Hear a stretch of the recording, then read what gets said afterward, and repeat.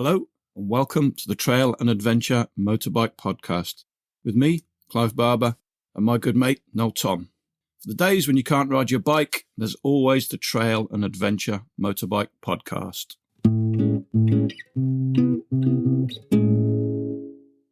Welcome back, gang. This week we are delighted to be joined by Andrew and John from Adventum magazine. Adventum is a motorcycle travel and adventure magazine which they are publishing for our delectation. So we're delighted to talk to them and find out a little bit more about it. Now, they've also been very kind and offered a discount off the first issue, which is available through adventum-magazine.uk. That's Adventum, TUM-magazine.uk. And if you use the code TAMPodcast at checkout, you'll get a £2 discount off the magazine. Let's talk to Andrew and John and find out a little bit more about them and about their very, very beautiful magazine. Let's get on with it.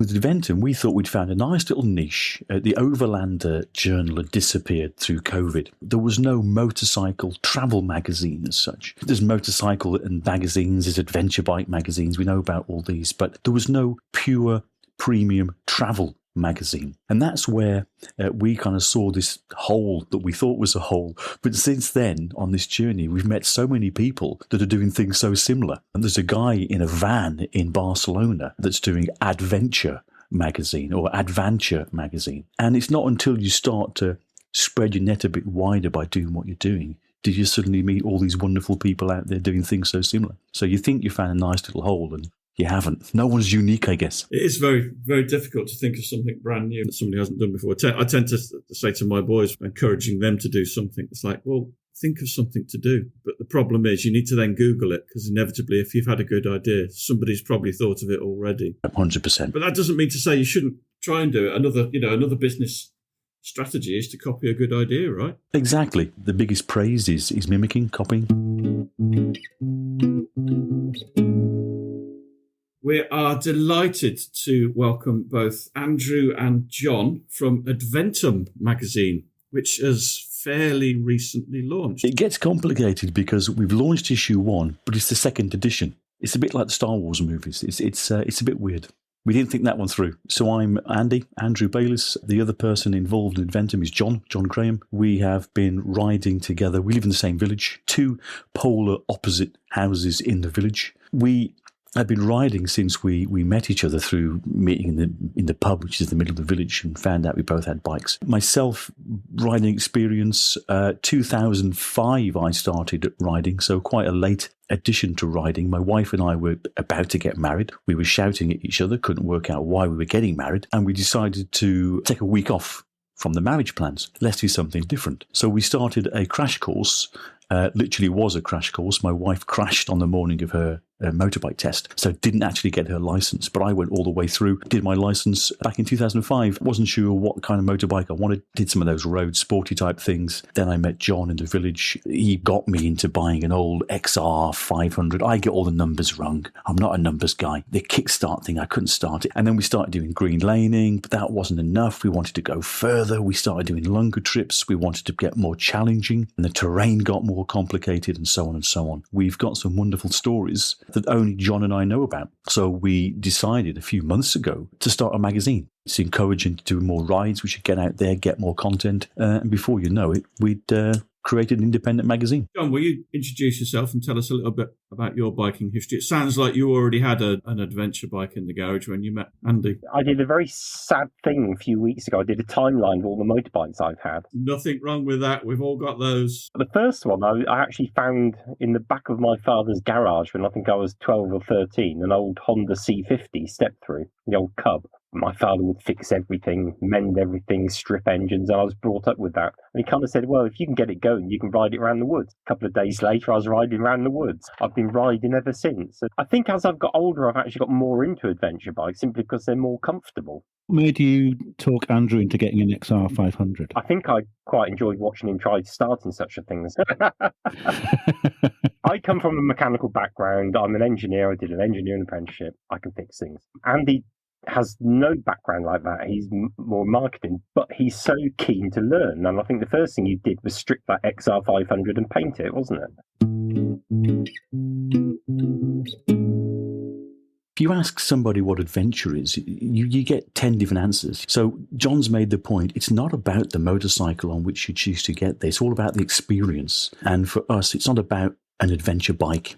You can have an adventure on a monkey bike. Look at the adventurists, what those guys are doing. You don't need an adventure bike. It's the experience which is the adventure. And that's what we're trying to come across in the Adventum magazine, is showing people where they can get to, not necessarily what you ride on. You say any bike will do, but have you found yourself, as you get older, looking for a slightly more comfortable bike? Oh, yeah. We did that trip when we went to Norway. We went from Rotterdam to Malmo in Sweden in one hit, which I think was 650 miles. And I was on a Husqvarna 701. And honestly, I could hardly walk the rest of the... It took me about 2 months after that trip to recover.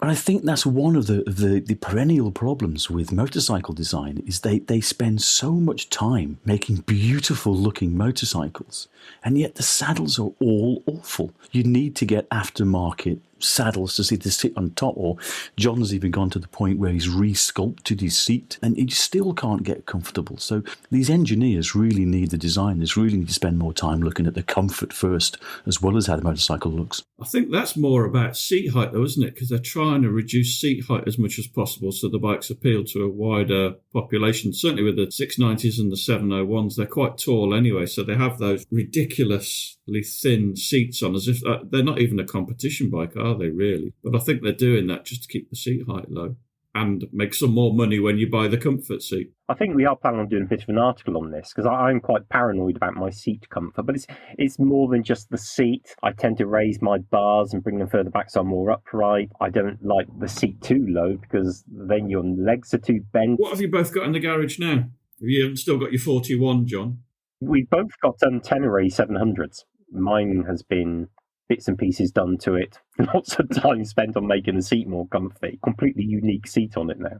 Then just for fun, we've actually just bought a couple of ex-Army CCMs for Green Lane and MT 230s. The Teneres are fantastic because you can ride on tarmac, beautifully smooth. You can see a road you want to take. You can just take that road, and the Tenere just goes between the two without any electronics. It's a beautiful machine. But we went to Iceland. Was it last year, John? A year before we got to Iceland, and some of the roads there were rude to call them roads. I mean, they were on the map, and some of them were really extreme. The Teneres coped, but like John says, when you get to the bar at night, you are broken. We're getting older. Got to think about that a bit more. So having taken your test in 2005, what was the first big trip that you did, Andrew? I get confused with order. I can't even order from a menu in a restaurant anymore. It's there's too much choice. Probably the Scottish Islands, Andy. Probably was, John. You're right. We went up to top of Scotland, and then we came back down the west coast, hopped across to the Outer Hebrides, and then just followed the islands all the way down, which is just a beautiful part of the world. You know, you don't need to go to South America to see beauty like that. We did Sweden, Finland and Norway before that. That was 5,500 miles in 16 days. We quite like riding. Once you're on a motorcycle, there's no point getting off really. And so we've both extended the range of our bikes quite considerably. Then what bikes did you take to Sweden? I took the old Tenere, the XT660. I was on my Husqvarna 701. This is where John and I don't get on. I like ticking boxes. And I'd read about this restaurant, a Michelin star restaurant that serves reindeer meat up in northern Norway. Right, we've got to go to this restaurant, John. He's like, where is it? I said, it's near Nordkapp. And he was like, great, let's go. And so we managed to ride to the restaurant, had a wonderful dinner in this restaurant. And then next day we headed on to the Nordkapp. I think going to a restaurant's a completely reasonable target. If you mention Nordcap and box ticking to Noel, he'll get very upset though. So, Don, why don't you like box ticking? Because I'm very anti-box ticking. I'm anti-box ticking, not because I'm anti-box ticking as such. I'm anti all the people who go there to do the box ticking. It baffles me why people do it, especially the road sign thing. People who travel miles out of their way to have their picture taken in front of the amusingly rude road sign. It baffles me why people go to John O'Groats, doesn't it, Andy? Yes, we've been there twice, and John hated it both times. I've never heard a very fine restaurant being put on the box ticking list. That I think we'll allow that one. But that restaurant was up near the Russian border, wasn't it? It was literally opposite the gates to the border, right on the crossing. It's stunning because we were on the tarmac road because we needed to get to this restaurant quite quickly because we only had a short amount of time. And we're on the tarmac road, Highway 1, I think it's called. And there was some quite severe roadworks. They were making a new tunnel and there was just no way round on the road. And the workmen said, if you cut through these trees, you'll find a lumberjack track that's not on any kind of map. So we fumbled through these trees, ended up on this loggers road through Finland that just headed north. It was beautiful. It was 1,000 kilometres of nothing but arced road and pine trees for 1,000 miles and big trucks come the opposite direction and you had to get right around the corner, but stunning. At some point, you're enjoying your trips, you've been all over the place, and you decide to start a magazine. And I'm going to quote yourself back at you. I'm not sure which one of you wrote this, but odds are stacked against starting a magazine. What on earth are you thinking?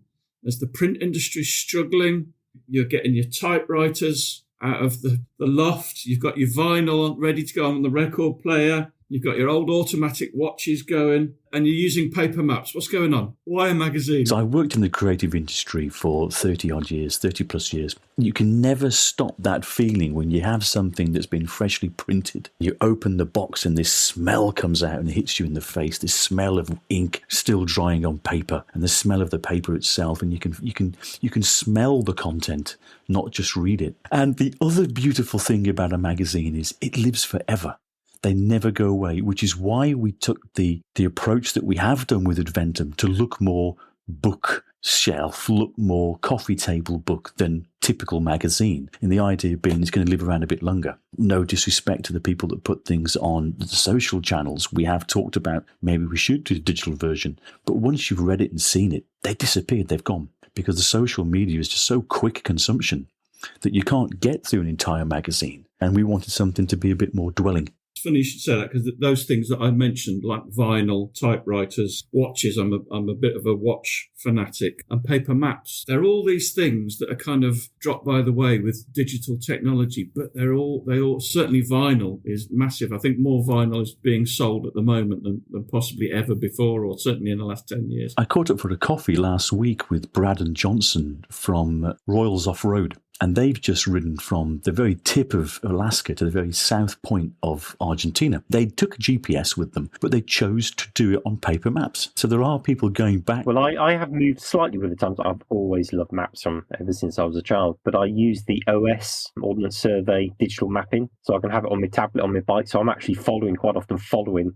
a traditional map, but it's there and I can scroll it up as I move on rather than trying to refold the page. And I do all my route planning on the OS maps, which I just love doing. One of the many impressive things about the magazine is of course, the photography, which is a kind of the star of the show, really. I was showing people in my office today the Iceland photographs in particular. Who's doing the photography? It's a combination of both of us. I've always taken a lot of photographs, and wherever we go. And with Iceland is there is no bad view. Whatever you take makes a beautiful photograph. I went to Iceland once and I did find myself, I'd stop, take a picture, and then I'd ride around the corner and I'd find myself saying out loud to myself, oh, for goodness sake, there's another picture I had to stop and take, and it made progress really difficult. I have the in-off cameras fitted to my motorbike, front and back, and I use those lot. And some of those pictures were actually taken from the in-off. I don't like stopping. But the great thing about the in-off is you think, oh, I like that bit, and you can press the button to save the last loop. I think there's a fantastic one of Andrew crossing a bridge, and he's behind me, and I press shot. That's the one. That's from the rear-facing in-off camera. absolutely fantastic. It's one of the best pictures I've ever taken, and it's pure chance. This looks nice. Press the button and save it. And what kind of camera are you using? Those were taken on an iPhone. No way. The beauty with photography these days is the iPhones are more camera than they are telephone. The cameras are getting better and better and better. That's incredible. And then you've got all of your filters after that you can use in Photoshop, or even the filters you can use now on Instagram. That's astonishing. I really did not think you were going to say phone. To your point, Noel, you've almost got to do the trip twice. The first time to experience it, the second time to go back and take the photographs, because I'm forever losing John because I just keep stopping. And then at some point, I know John will turn around and come back the other way. So he does about twice as many miles as I do. Noel's got this thing that he doesn't like to lead when we're on trips, when we're on group rides, because he says it's always nicer if you've got a motorcycle in your view as well. You kind of enjoy the trip more somehow.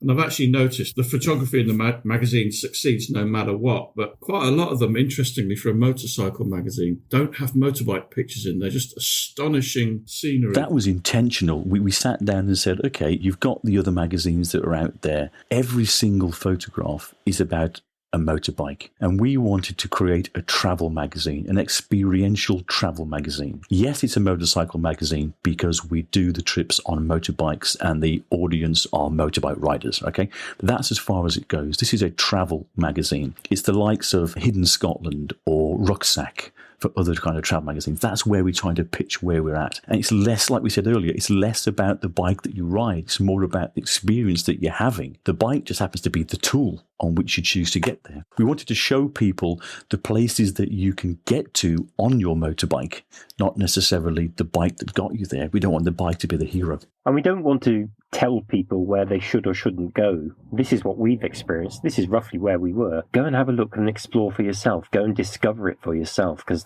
that, to us, that is half the fun, isn't it? Half the interest, finding these places. You might get a couple of pointers to try and give you a place to be, but we're not going to give you turn left at this point. We're certainly not going to give you GPX files or anything like that other people do, because part of the adventure is that prep work. Part of it is sat on your dining table working out where you're going to go, what you're going to go and see, in roughly which direction you're going to head. That's the beauty of adventure riding, is the planning is as much as the experience.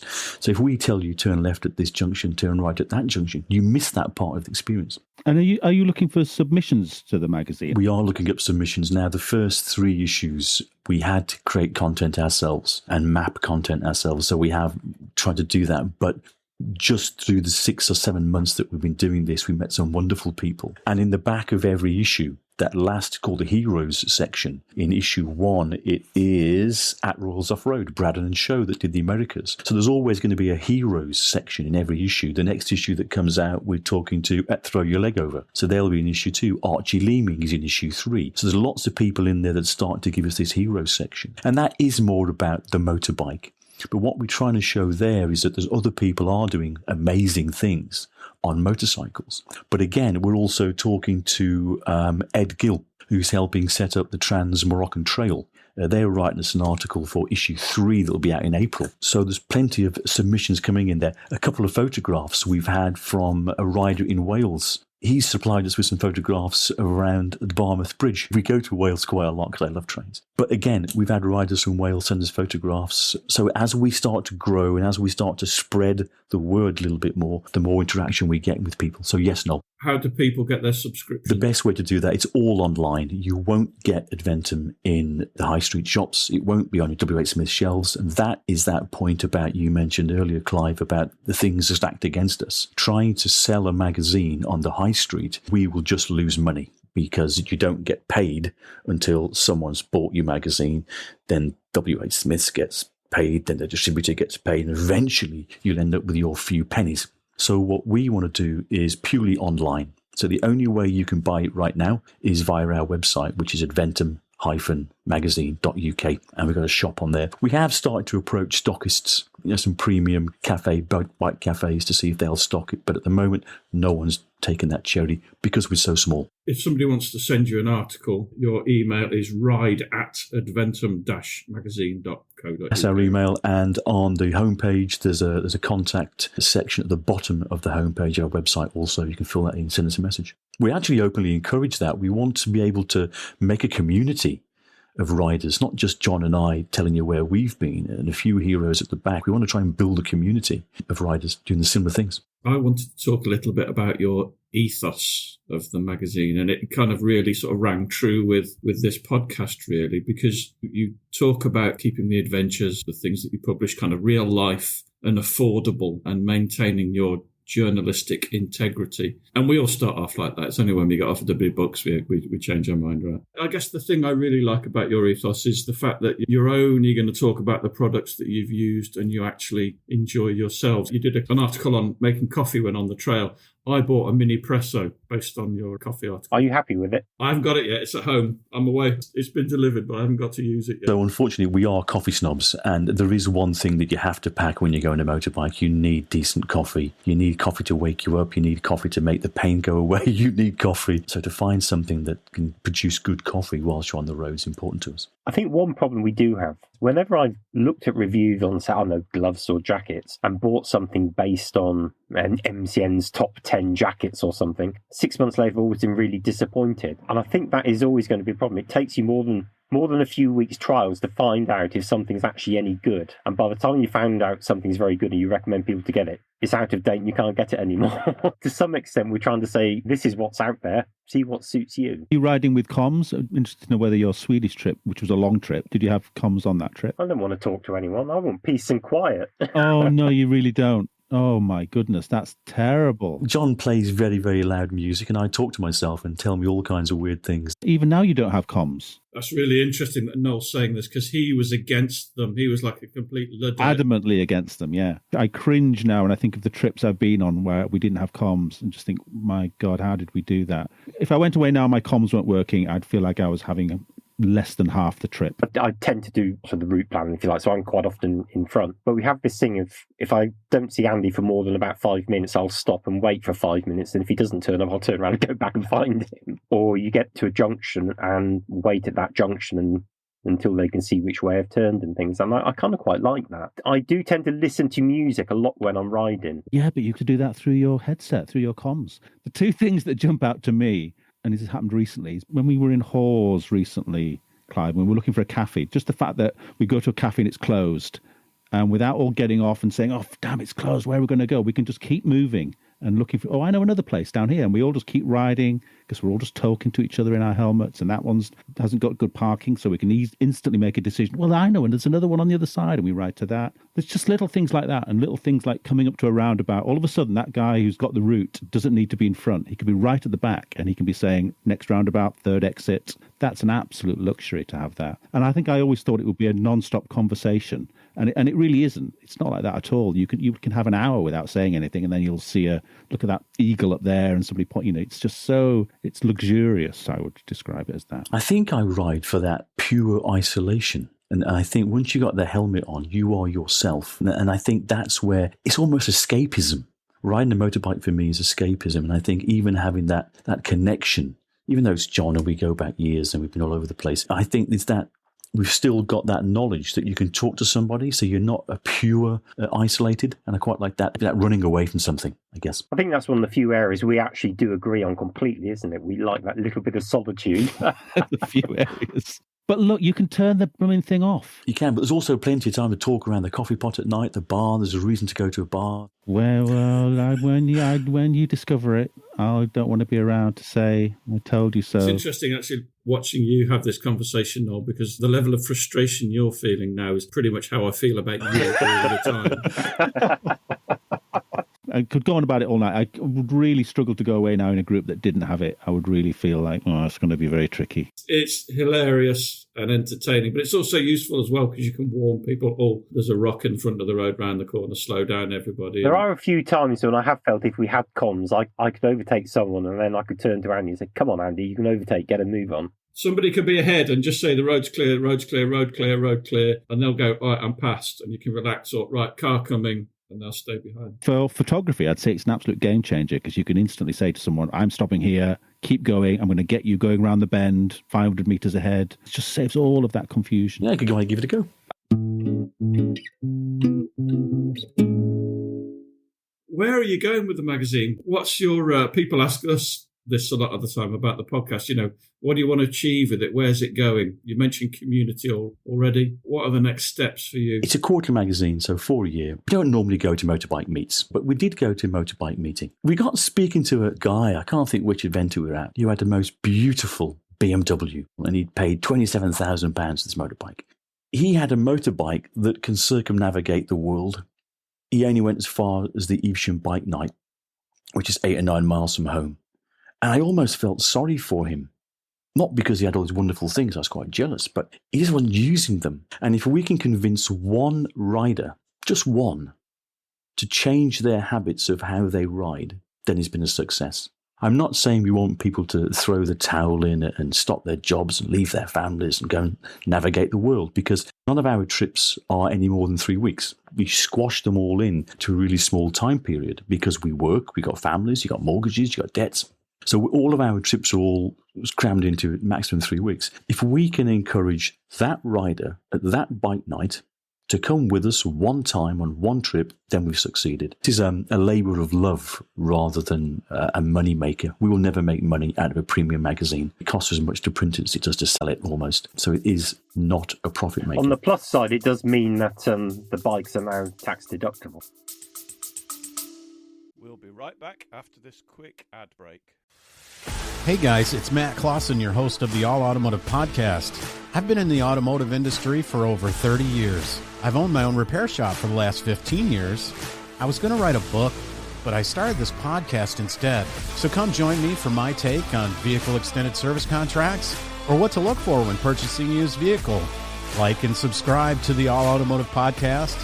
We're on Apple Podcasts, Spotify, or wherever you're listening now.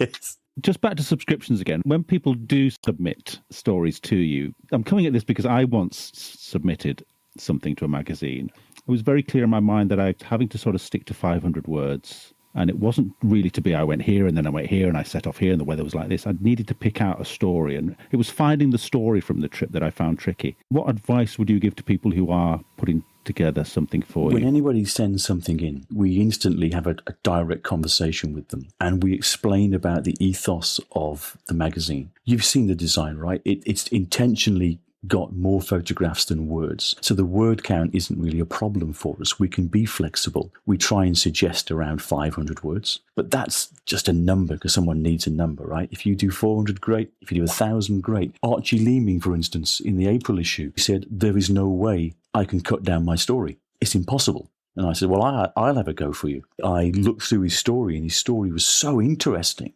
that you can't cut it down. He went through the Death Acre in Angola, and it was just too riveting to cut back. The design is flexible enough to take whatever you want. Regards the actual content, we talk to the person that wants to put the article in first and foremost about, it's not about the left and right. So we try and explain that it's more about the experience. It's more about how you felt. It's more about the hardship of trying to ride a motorbike. So we go into great depths and to talk to them about what is the content of your story. And then by having a direct conversation with them like we're doing now, you can pull things out of people. And yeah, more of that, less of that. So we have a direct conversation. It's not just a, please send us your article, we'll print it. It needs to be dialogue.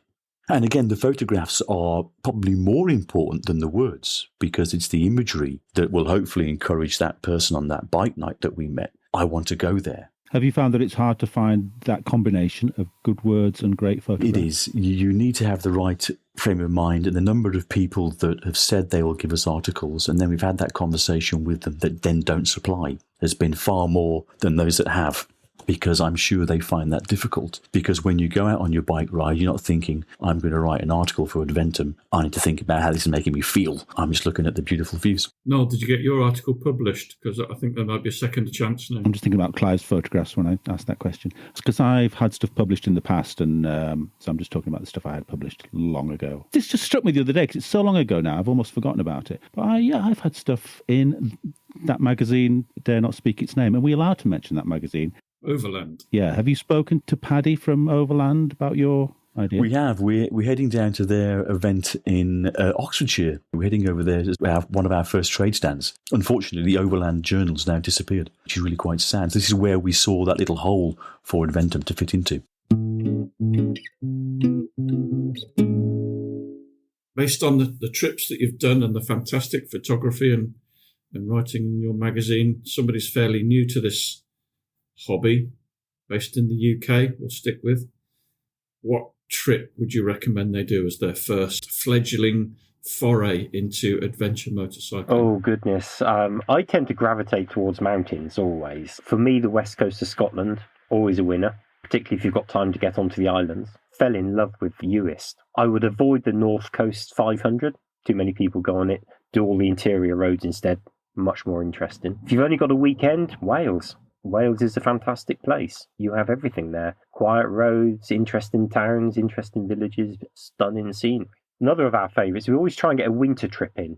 During the school holidays over Christmas when we're really sick of, all the leftover turkey and the kids. And we had a fantastic trip. We went round Cornwall, didn't we? Absolutely miserable weather. Really horrendous. I think we went down to St Austell and then we just tracked around the coast until we ran out of time and then got back on the main road and came home again. That's the beautiful thing about the UK. You do have those motorways. You can stay on your adventure as long as you want. And then within an hour, 45 minutes, you are on a main road all the way back home. So as long as you're prepared to put the bit between the teeth, you can get anywhere in the UK. We did a trip up, in fact, when we went up to Scotland, we said, right, we've got a long weekend. Thursday night, we'll just blat up to Gretna Green, get all the motorway rubbish out of the way, and then the next day, the adventure starts. Are tents part of these trips? They have been. They used to be, heavily. I think Iceland broke us, didn't it?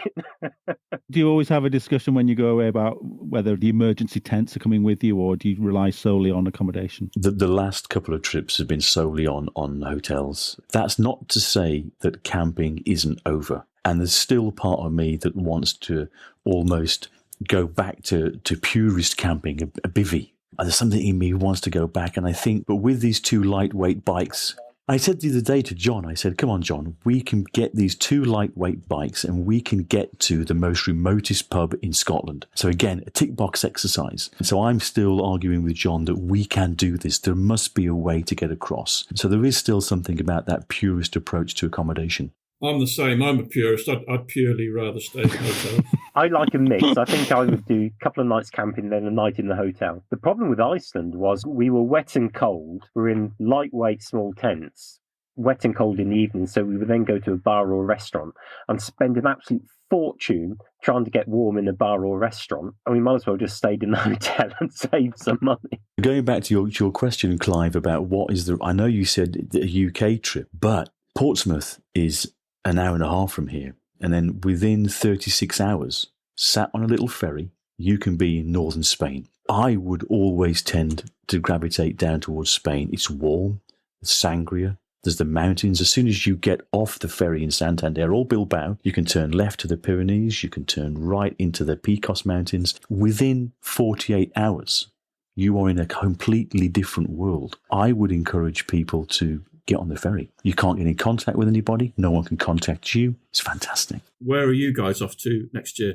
What Adventum has done for us is encouraged us to consider where we ride and how far we want to go. The need to create content is now overperforming against the need to ride a bike. So what we've got planned next year, we're heading over to Alaska towards the end of next year. We're going to do a challenge, which is the Dalton versus the Dempster Highway. So we're going to get to Fairbanks. We're going to ride up the Dalton Highway to go up there. It's a done track. We're going to head across the top of the world highway and then come back down the Dempster Highway, and we'll do an article on Dalton versus Dempster. John, we're also heading to India in June to solve, there's again, tick boxing. But there's two brothers in India that both claim to have invented butter chicken. And there's been a 30-year lawsuit going on between these two brothers. So we're going to head over to Delhi. We're going to have butter chicken in both restaurants. And then we're going to decide once and for all which one's the best. And then we're going to tell this brother that he's the winner. But after we've done that, we're then going to ride up into the Himalayas and go over the Umlingla Pass, which is the highest motorable road in the world. Again, tick box. Visit the village of Comic, the highest village in the world. And we're also going to head down to Spain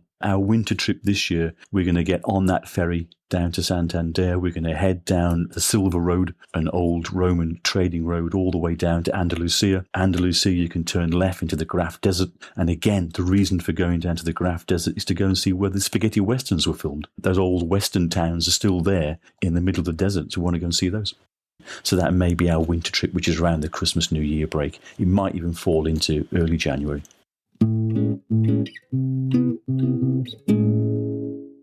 So there we go. There's Andy and John from Adventum magazine. Why wouldn't we support the efforts of people trying to do something like this? The magazine is beautiful. The photography is lovely. I encourage you all to buy a copy and start thinking about documenting and photographing your trips and sending your copy into Adventum. Don't forget, we've got a discount code. Get £2 off the first edition at adventum-magazine.uk. Use the code TAMPodcast. We're not making any cash out of this. There's no affiliate link or anything like that. It's just to encourage the guys to keep going. Bye. See you next time. Thanks for listening. We really appreciate your support. Don't forget you can follow us on Facebook and Instagram. And if you really appreciate what we do, you could consider supporting us on Patreon or buy us a coffee. Links are available on our website, which is tampodcast.com, tampodcast.com, where we also have a limited selection of branded stuff. But either way, please keep listening and spreading the word. See you next time.